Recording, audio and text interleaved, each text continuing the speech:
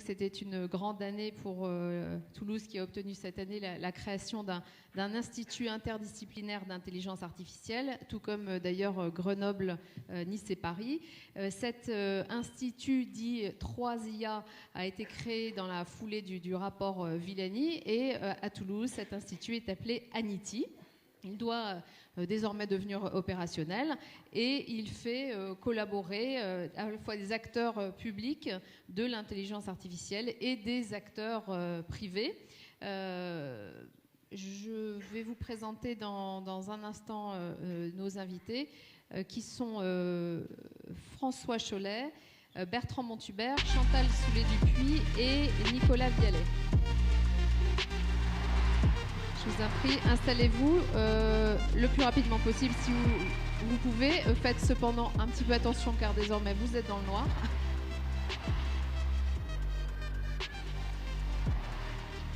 Alors, des présentations peut-être un petit peu plus complètes. François Chollet, vous êtes vice-président de Toulouse Métropole en charge des relations avec les universités, l'enseignement supérieur et la recherche. Vous allez nous dire comment Toulouse Métropole soutient ANITI et aussi quelles sont vos interrogations concernant l'IA, en particulier sur le plan éthique dont on parlait tout à l'heure. Bertrand Montubert, vous êtes mathématicien, conseiller régional délégué à l'enseignement supérieur, à la recherche, au conseil régional, oui, bien sûr. Et vous êtes président d'Occitanie Data, qui est l'association de préfiguration d'un pôle de l'économie de la donnée en Occitanie.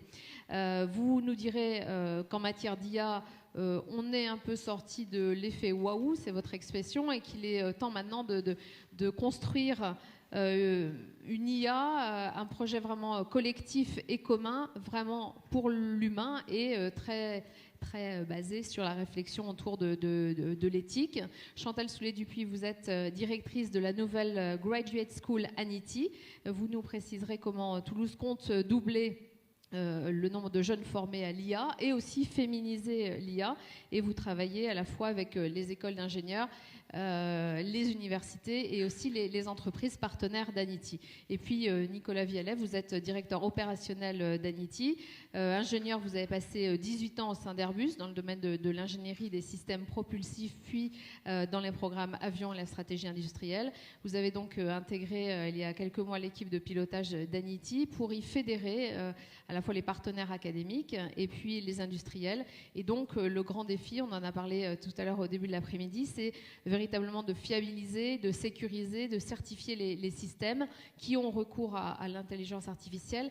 Est-ce que vous pouvez nous préciser les enjeux de recherche et les grandes missions d'ANITI ? Oui, bonjour à toutes et à tous. Donc, effectivement, ANITI s'inscrit dans le cadre du politique nationale de développement de l'intelligence artificielle, qui vise à développer une intelligence artificielle qui a l'humain au cœur de ses préoccupations. Et nous, notre thématique, c'est effectivement de rendre possible l'utilisation de ces technologies-là dans des systèmes critiques pour la sécurité du citoyen, de l'utilisateur, de l'être humain. Pour ça, on travaille effectivement avec l'ensemble de nos partenaires, donc industriels, académiques et institutionnels, qui nous supportent effectivement beaucoup, sur 3 grands axes. Un axe recherche, un axe formation, effectivement, on y reviendra sans doute un petit peu plus tard, et un axe également développement économique. Alors, sur la recherche, on mobilise environ 200 personnels, chercheurs des universités, chercheurs des écoles d'ingénieurs, étudiants, thésards, mais également des chercheurs, des ingénieurs de recherche de nos partenaires industriels. Et on travaille sur une thématique assez large, en fait. On va essayer d'étudier l'IA un petit peu à 360 degrés, en partant des impacts sociaux, sociétaux, éthiques, moraux. Vous l'avez souligné, ce sont des dimensions qui sont très très importantes, en allant jusqu'à l'application de l'IA dans l'industrie, dans la robotique, l'interface homme-machine, en passant par des choses beaucoup plus fondamentales, des recherches mathématiques fondamentales, en mêlant des technologies d'IA différentes, basées sur les données, basées sur les systèmes logiques, de manière à résoudre un certain nombre de challenges qui sont aujourd'hui présents dans l'IA, notamment la fiabilité. La fiabilité qui est très importante dans les domaines critiques. Aujourd'hui, les systèmes d'IA ont un déficit de fiabilité, ont un déficit d'explicabilité également. et une dimension très forte également qui est l'acceptabilité. Donc voilà, c'est... Acceptabilité, c'est réussir à comprendre à quoi peut servir l'IA concrètement dans ses actions quotidiennes et à l'accepter aussi bien quand on est opérateur sur une machine qui en utilise ou alors quand on utilise, Bertrand Morenschek tout à l'heure en début d'après-midi évoquait la situation où finalement une banque par exemple refuse un prêt où le chatbot est incapable d'expliquer la raison pour laquelle le prêt est refusé. Exactement. Donc l'acceptabilité, c'est faire en sorte que ça soit compréhensible et accepté. Oui, une dimension importante, c'est que nous, usagers, citoyens, on comprenne comment ça fonctionne, en tout cas on soit en mesure de demander des explications pour accepter les résultats, les conclusions, les décisions proposées par ces systèmes. Sinon, ça peut vraiment être un frein, à la fois en termes de recherche et en termes économiques. Oui, bien sûr, si vous rentrez dans un avion et vous n'avez pas confiance ni à la conception de l'avion, ni au pilote, vous risquez de ne pas monter dans l'avion. C'est exactement la même chose pour n'importe quelle technologie, pour l'IA en particulier. Alors précisément, sur ce point, vous avez axé véritablement l'identité d'Anity sur la question de l'IA hybride. Est-ce que vous pouvez préciser ce que c'est? Et puis après, peut-être, on passera sur la question du développement économique. Oui, alors l'IA hybride, qu'est-ce que c'est en fait? C'est le mélange de différents types d'intelligence artificielle. Pour faire très très simple, on peut caricaturer en disant qu'il y a deux types d'intelligence artificielle. Une intelligence artificielle qui est basée sur des modèles logiques, des règles qu'on combine ensemble, ou des modèles physiques, et une IA qui est basée sur la donnée, l'apprentissage de données. Donc typiquement, toutes les applications que vous avez sur vos smartphones qui superposent un masque à votre visage, qui font de la reconnaissance d'image, on est sur de l'IA basée sur les données. C'est très puissant, c'est très intéressant, ça s'est beaucoup développé, je pense que Bertrand Morenschek a dû l'évoquer tout à l'heure. Néanmoins, il y a quelques problèmes associés à ça, c'est que ça reste très largement peu explicable, en tout cas des boîtes noires qui donnent un résultat. Bon, ce résultat, il est ce qu'il est souvent juste, mais il est parfois faux. Bon, quand il est faux, souvent, c'est pas très grave. Hein, si le masque qu'on vous superimpose sur votre visage est un peu décalé, bon, c'est pas grave. Demain, si on veut utiliser de l'IA dans les systèmes critiques, il va falloir être fiable, il va falloir expliquer tout ça. Et en combinant les deux types, les deux familles d'IA, on pense qu'on sera en mesure d'avoir à la fois la puissance de l'IA basée sur les données, mais aussi l'aspect explicabilité de l'IA basée sur les modèles. Et donc aujourd'hui, Anity a mis en place un certain nombre de chaires de recherche en partenariat avec des industriels, c'est ça? Exactement, on a 24 équipes de recherche qu'on appelle des chaires, qui accueillent en leur sein des chercheurs académiques, mais également des ingénieurs de recherche de l'industrie. Et c'est de ce frottement entre ces deux populations qu'on voit émerger des thématiques de recherche qui ont vraiment un sens applicatif futur. On parle d'état des lieux, donc quelques mois après le début d'Anity. Est-ce qu'aujourd'hui, les travaux de recherche ont commencé? Comment s'organise votre travail? Alors oui, les équipes sont en place, les travaux de recherche ont commencé. Un des moyens de faire de la recherche, c'est de recruter des thésards, des doctorants. On a déjà une quinzaine de doctorants qui sont recrutés. Les sujets sont publiés. Si dans l'assistance, il y a des gens d'ailleurs qui veulent postuler, ils seront les bienvenus. Les équipes sont en place, effectivement. Vous avez obtenu finalement les crédits de l'Agence nationale de la recherche? Oui, on a la promesse de crédit. Après, il y a tout le processus administratif qui est en cours, qui devrait déboucher dans les semaines qui viennent, effectivement. Et ça ne vous a pas empêché de démarrer, y compris les recrutements, puisqu'il y a un certain nombre de personnalités qui ont rejoint Anity récemment? Non, puisqu'on est juste sur un délai administratif, il n'y a pas d'enjeu, je dirais, de blocage potentiel. Donc oui, on est parti et on n'a pas attendu, effectivement. On part avec nos partenaires, avec les universités, les institutionnels, la région, la métropole, BPI pour avancer. Oui. Il y avait beaucoup d'impatience du côté des entreprises qui ne sont pas partenaires officiels d'Anity, qui ne sont pas non plus donc des grands groupes et des grands groupes industriels sur les thématiques que vous avez choisies. Il y avait donc beaucoup d'impatience du côté des PME. Quelles sont les actions que vous menez de ce côté-là, finalement, de la même manière sur l'acceptabilité du côté des chefs d'entreprise et aussi dans la perspective de développer de nouveaux business? Alors effectivement, c'est un des enjeux très forts qu'on a, c'est d'être parfaitement connecté avec l'ensemble du tissu économique et notamment les PME, les TPE et les startups. Alors c'est un monde qui est très divers. Il y a à la fois des spécialistes du développement de solutions, il y a des utilisateurs de solutions, beaucoup qui se posent la question de qu'est-ce que c'est, est-ce que ça peut m'apporter quelque chose.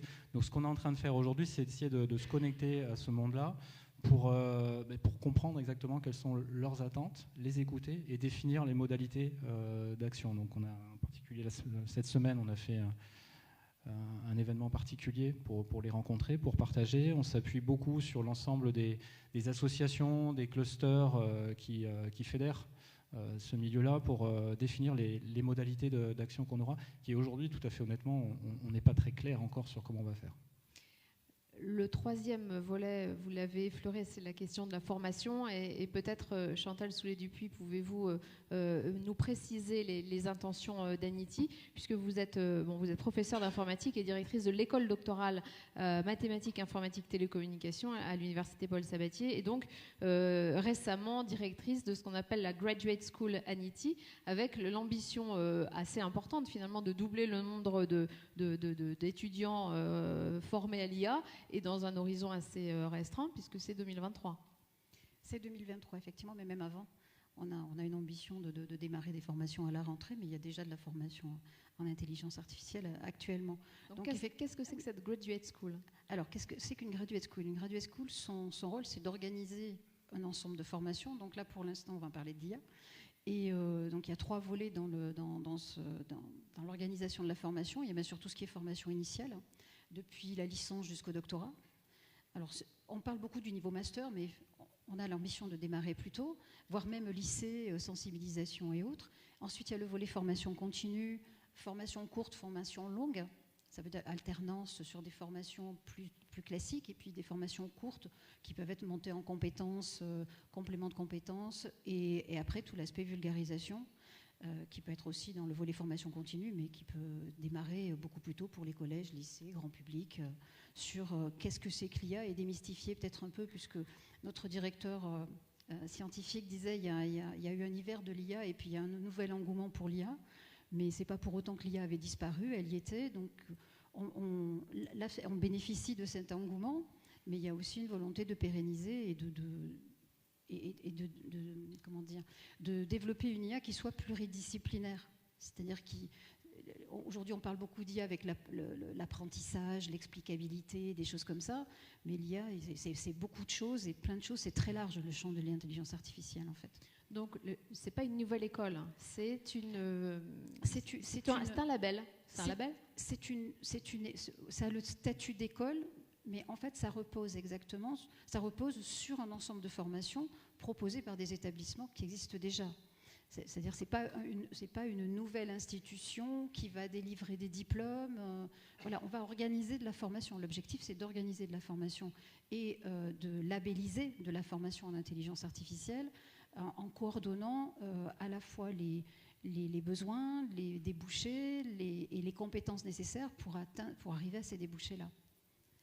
Donc, par exemple, c'est à la fois coordonner une offre de formation qui existe déjà sur le site et en solliciter de nouvelles. Ça veut dire qu'aujourd'hui, vous êtes en train de sélectionner un certain nombre de formations qui pourraient obtenir ce label Anity, et à quelle échéance? Alors, il y a une première échéance qui sera la prochaine rentrée, où on va déjà ouvrir une formation au niveau master sur tout ce qui est IA avancée, qui est mathématiques informatique pour l'intelligence artificielle. Donc, la licence a déjà ouvert cette année, et le master va ouvrir l'année prochaine. Et ensuite, pour la rentrée d'après, puisqu'on est sur un schéma d'accréditation des universités et des écoles d'ingénieurs, des filières ingénieurs, donc on bénéficie en fait de tout ce renouvellement de formation pour organiser la formation Anity en co-construction avec l'ensemble des filières qui font de l'intelligence artificielle sur Toulouse. Et sur trois parties. Une première partie, c'est ce qu'on appelle le cœur de l'IA, c'est vraiment tous les travaux sur l'intelligence artificielle, le développement de tous les fondements de l'intelligence artificielle. Ensuite, il y a toute la partie intégration et une partie plus application. Donc, ce qui fait que le champ est très large, et ça implique quasiment tous les établissements du site toulousain. C'est pour ça que je parle de co-construction. D'accord. Et donc, l'objectif, c'est de labelliser ces formations pour la rentrée 2020 ? Une partie pour la rentrée 2020 et une autre partie pour la rentrée 2021, nouvelle accréditation. Est-ce que vous avez aussi dans votre focus la nécessité de former les plus jeunes à l'IA, c'est-à-dire peut-être même avant au niveau du lycée? Alors il y a des actions qui ont été entreprises avec le rectorat en particulier pour sensibiliser le lycée, collège-lycée déjà au métier, à l'intelligence artificielle, qu'est-ce que c'est, qu'est-ce que ce n'est pas, et quels sont les types de domaines dans lesquels l'intelligence artificielle intervient. Avec une action spécifique aussi à l'égard des jeunes femmes, des jeunes filles. Alors, il y a aussi le si fait de sensibiliser. Au niveau global, oui. Anity avait vraiment la volonté, et l'a inscrit d'ailleurs dans son dossier dès l'année dernière, la nécessité de féminiser les métiers, la recherche et la formation. Alors, c'est toutes les filières scientifiques. Hein. Il y a une désaffection des femmes, même globale pour une baisse d'effectifs dans les filières scientifiques. Alors peut-être moins en informatique, bien sûr, sur nos domaines, il y a toujours, comme il y a énormément de débouchés, on a pas mal d'étudiants, mais globalement, effectivement, il y a une désaffection pour les filières scientifiques pures. Et donc, l'idée, c'est, et les filles en particulier, donc je crois qu'on doit être à 25-26% dans le supérieur de filles, ce qui est pas beaucoup. Donc, pourquoi est-ce qu'elles ne viennent pas?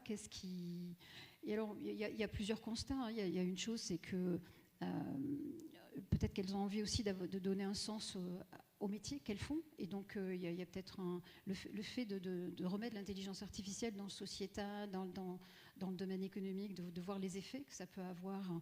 Ça peut être un attrait aussi. Voilà, donc on va essayer de mieux communiquer sur les débouchés. Il s'agit aussi de former les chefs d'entreprise et au-delà, les salariés.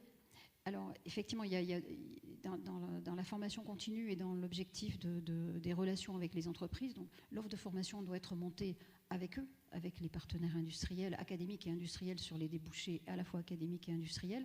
Et sur les débouchés industriels, il y a effectivement la formation des chefs d'entreprise et autres à ce que peut apporter l'IA, quels sont les enjeux de l'intelligence artificielle, et démystifier aussi beaucoup de choses. Et puis après, il y a la montée en compétences ou l'apport de compétences qu'elles n'ont pas pour les salariés. Parce qu'on en avait parlé justement, c'était sans doute, je crois, avant l'été, au mois de juin. Et la représentante d'Anity nous avait dit qu'une formation serait dispensée aux chefs d'entreprise. Je crois que ce n'est pas le cas encore. Alors, il y en a une qui démarre le mois prochain. Alors, Nicolas, je te passe la parole. Voilà, le 12. Non, effectivement, on s'était engagé auprès de nos partenaires à déployer un premier module dès cette année, avant la fin de l'année. Donc ce sera le cas.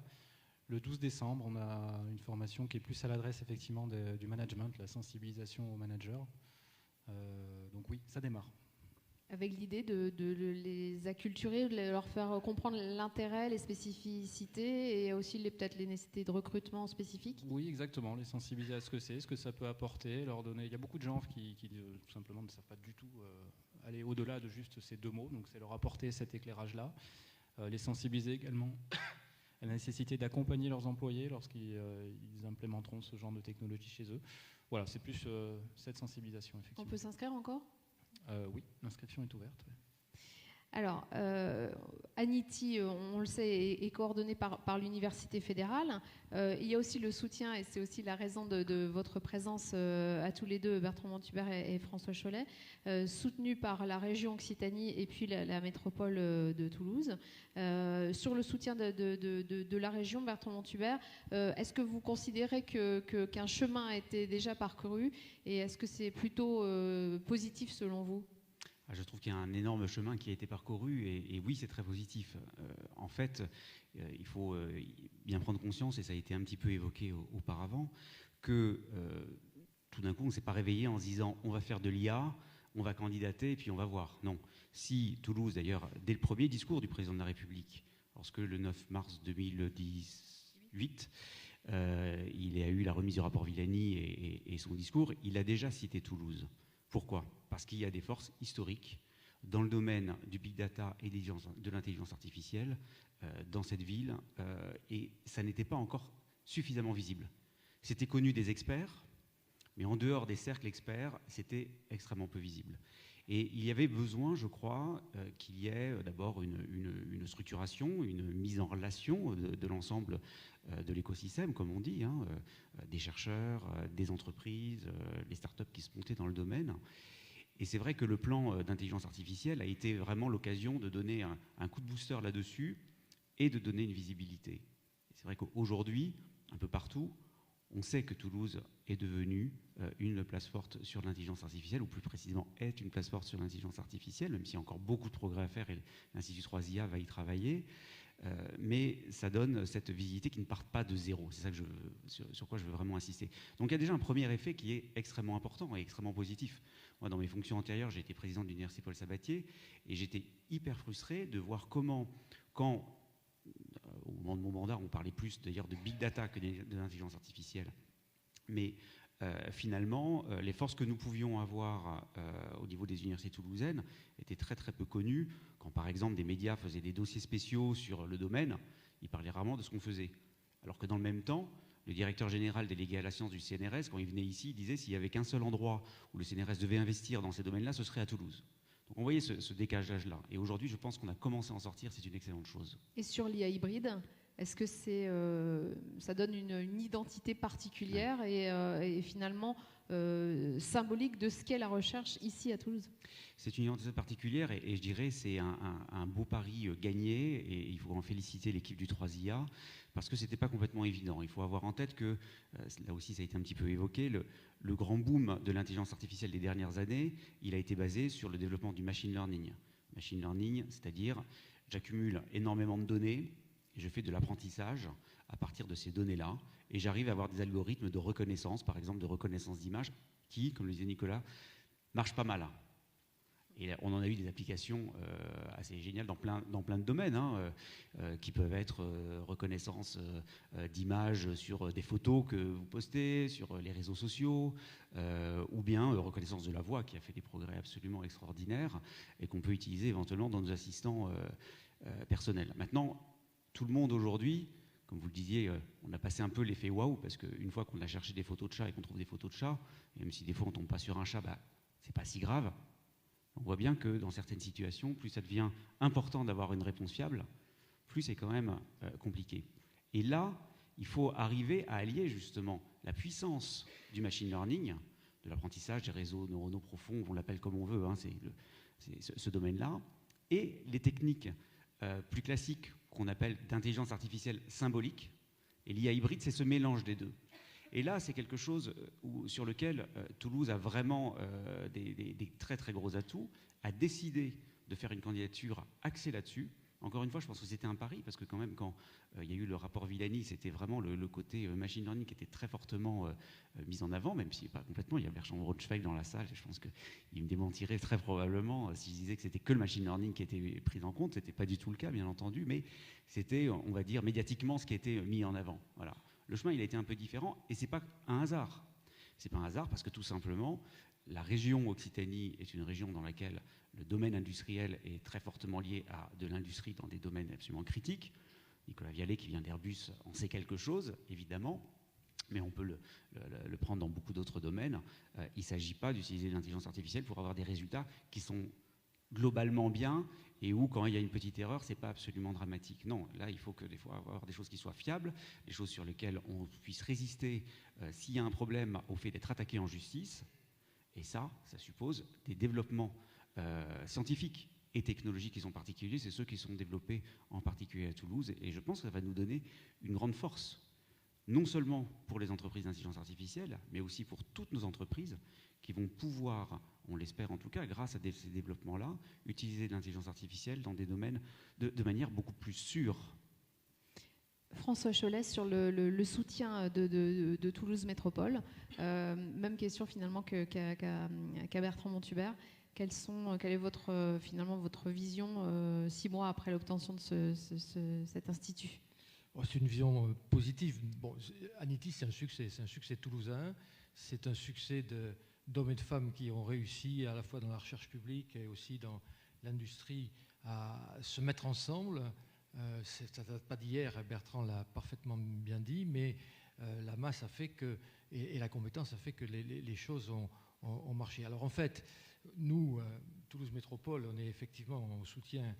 Mais un soutien de quelle nature? En soutien de plusieurs natures. D'abord, on les accueille au B612 dans un écosystème qui est un écosystème autour de l'aéronautique, de l'espace, des déplacements, des systèmes électroniques embarqués. On les accueille, on les accompagne aussi on les accompagnera dans l'applicatif en mettant avec des espaces dédiés à l'accélération d'entreprises, au développement de start-up. Et puis, c'est un peu aussi le rôle de la métropole qui a la maîtrise de l'espace public et de sa gestion. La métropole mettra, et a déjà commencé d'ailleurs, à mettre à la disposition des chercheurs l'espace public de la métropole pour expérimenter les innovations. Et si vous voulez, si on regarde le sens de l'IA, c'est une formidable attention, c'est une formidable espérance pour la métropole. Avec des questions éthiques qui sont importantes aussi pour la puissance publique. Dans la mesure où elle est tournée vers le citoyen. Un exemple très clair, il y a un sujet qui est un sujet majeur dans lequel nous misons parce que nous pensons que l'IA peut nous apporter beaucoup, c'est la question des déplacements.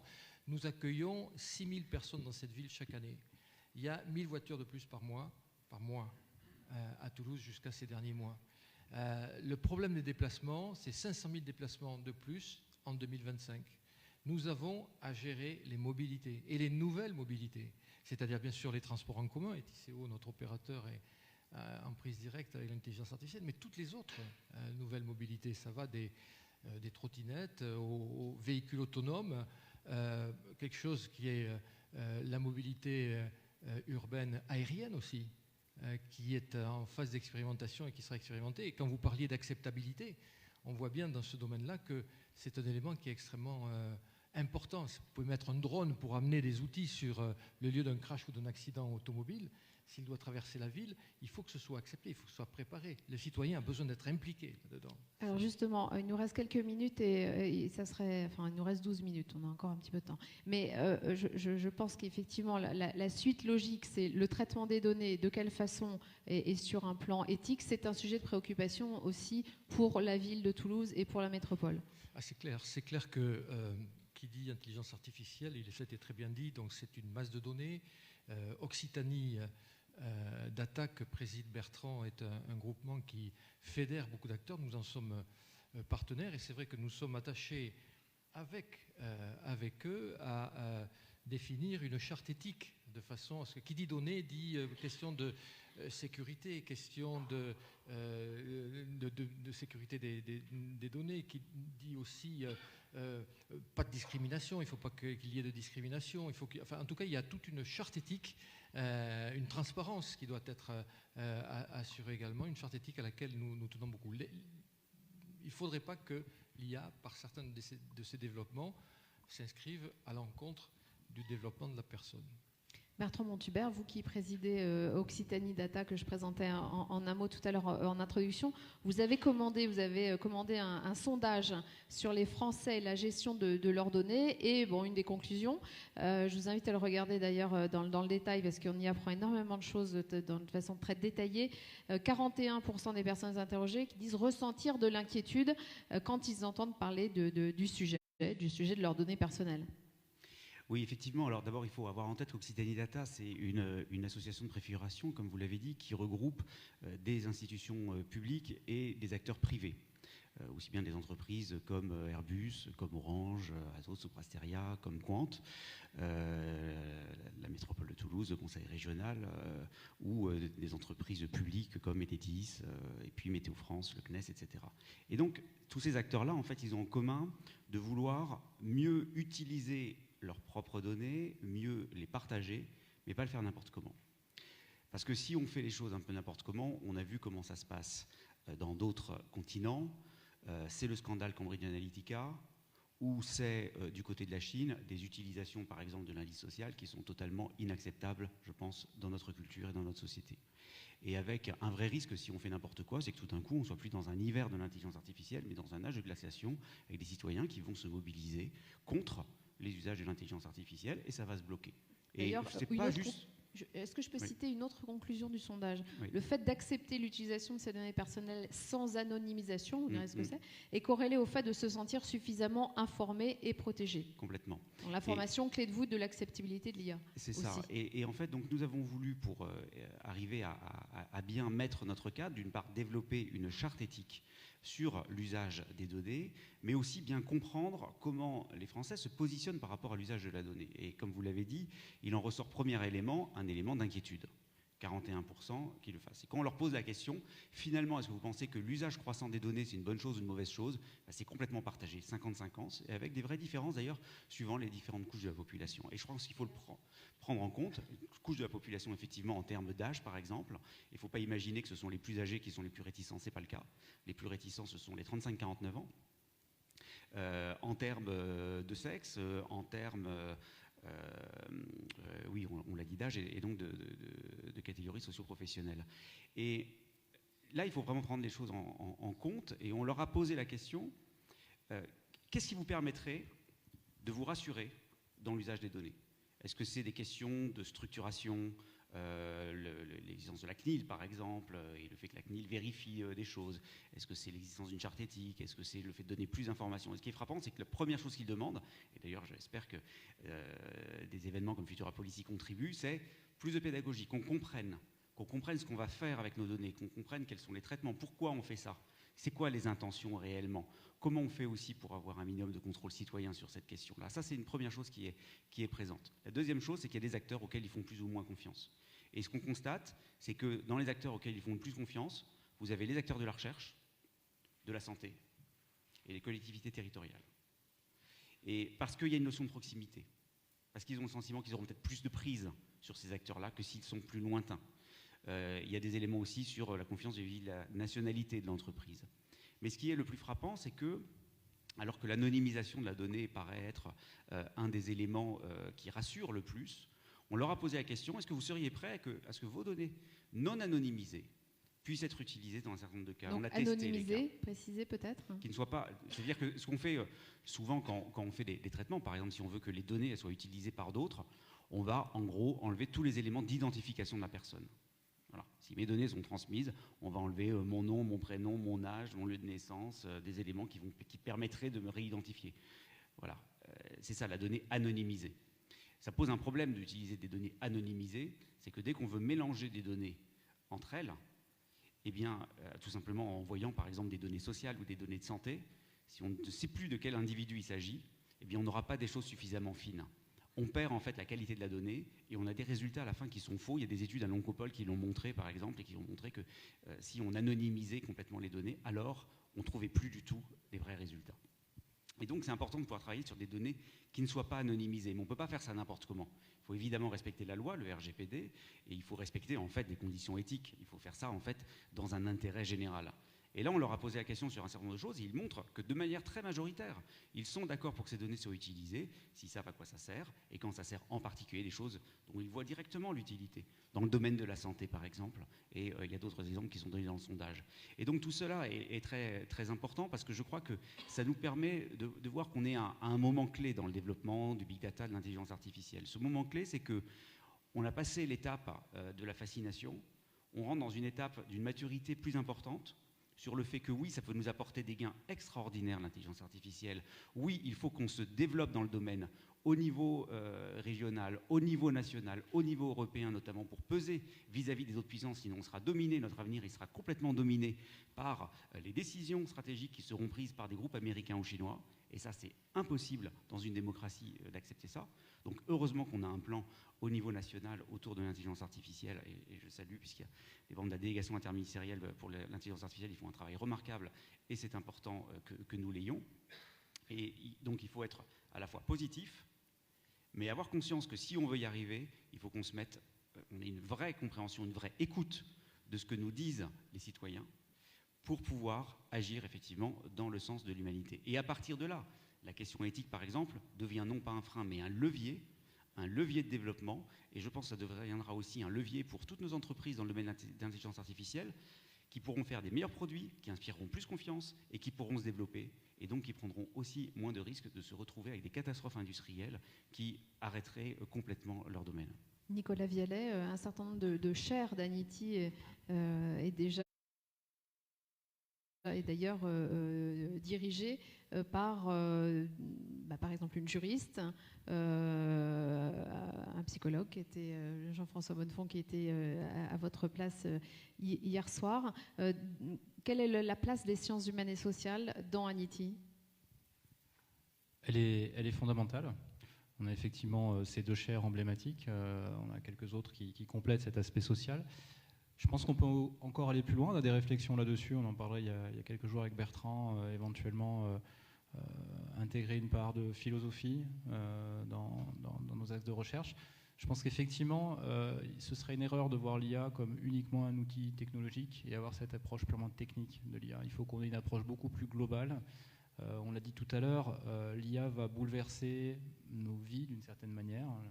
Et on doit s'assurer que le citoyen est vraiment au cœur de la réflexion autour de cette problématique-là.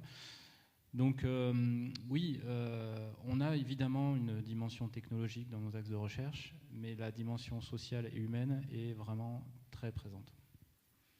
C'est votre avis aussi, Chantal Soulet-Dupuis ? Oui, tout à fait. Et tout à l'heure, je parlais des 3 volets de développement de la formation. L'IA, ce n'est pas uniquement des mathématiques et de l'informatique, il y a aussi des sciences cognitives, on voit sur l'impact avec les aspects juridiques. Donc oui, les SHS sont complètement impliqués dedans. Alors évidemment, ils ne vont peut-être pas développer les algorithmes eux-mêmes, mais dans tout ce qui est explicabilité, éthique et autres, ça va venir des usages, des usagers et des sciences humaines et sociales.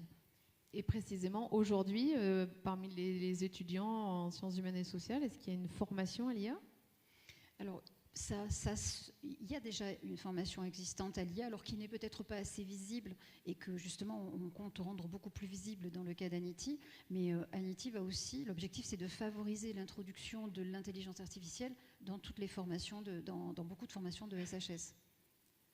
Peut-être finira-t-on, François Chollet, avec vous et sur la question de l'IA et la santé, et ça fera finalement le pont avec la conférence suivante.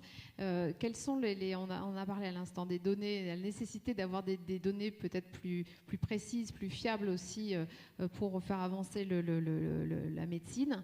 Quel peut être l'apport de l'intelligence artificielle dans le domaine de la santé, selon vous ? Il est considérable. Qui n'est pas prioritaire aujourd'hui, en tout cas dans cette version 1 d'Anity ? Non, mais je vous remercie de le mentionner parce que derrière les déplacements, je pense que c'est le 2e poste que nous mettrons, nous, Toulouse Métropole, aux côtés de l'IA. Et nous pousserons pour que le domaine de la santé intègre pleinement Anity, si c'est possible, au bout des 2 ans d'existence. C'est multiple. Hein, on a des exemples qui sont actuellement, l'interprétation d'images de neuroradiologie, de radiologie tout simplement, est en train de s'automatiser, c'est une révolution. L'interprétation de lésions de la peau est en train de s'automatiser, c'est aussi une révolution. Donc il y a une part de révolution technologique qui est incontournable et que l'on voit arriver, qui va changer la pratique de la médecine, à la fois pour les praticiens et pour les patients. Mais derrière ce que vous disiez, effectivement, il y a la question des données, et des données anonymisées ou non anonymisées. Et c'est vrai que lorsque les données sont anonymisées complètement, la stratification des populations d'études n'est plus possible. Et donc ça pose un problème. Et donc, par exemple, on ne peut pas faire de lien entre les conditions sociales et l'état de santé, par exemple, alors que ça pourrait être important. Et puis on sait très bien qu'en matière de risque, à 25 ans, le risque d'infarctus du myocarde n'a rien à voir avec celui qu'il est à 65 ans. Donc on peut avoir intérêt à stratifier par l'âge, par l'origine régionale, etc., etc. Donc ça, c'est vrai que c'est une vraie question. Il faudra trouver solution. Il peut y avoir anonymisation partielle, etc. Mais derrière tout ceci, il y a une question qui n'est pas très claire pour nous, c'est la question du modèle économique qu'il y a derrière la gestion et la manipulation des données. Pourquoi ? Parce que la métropole a un set de données, je crois qu'il y a 474 sets de données qui sont disponibles, si vous arrivez à les trouver, l'accessibilité aussi, c'est pas... Mais elles sont disponibles sur le site de Toulouse Métropole, qui sont en libre service. On peut imaginer que les données se vendent, et ça se fait, par des privés, mais on peut aussi imaginer, il y a des essais littéraires là-dessus, que vos propres données, vous vendiez vos propres données. Le risque est plus hypothétique et peut-être plus lointain, mais on peut imaginer le revenu universel contre vos propres données, ça a déjà été développé. Donc on n'a pas le droit de vendre ses organes, mais on pourrait vendre ses données. Exactement. Donc je pense qu'il y a là, derrière la gestion des données et l'anonymisation, une clarification à faire en matière de modèle économique vis-à-vis des données. Ce sera le mot de la fin, nous sommes à 0000. Merci à vous.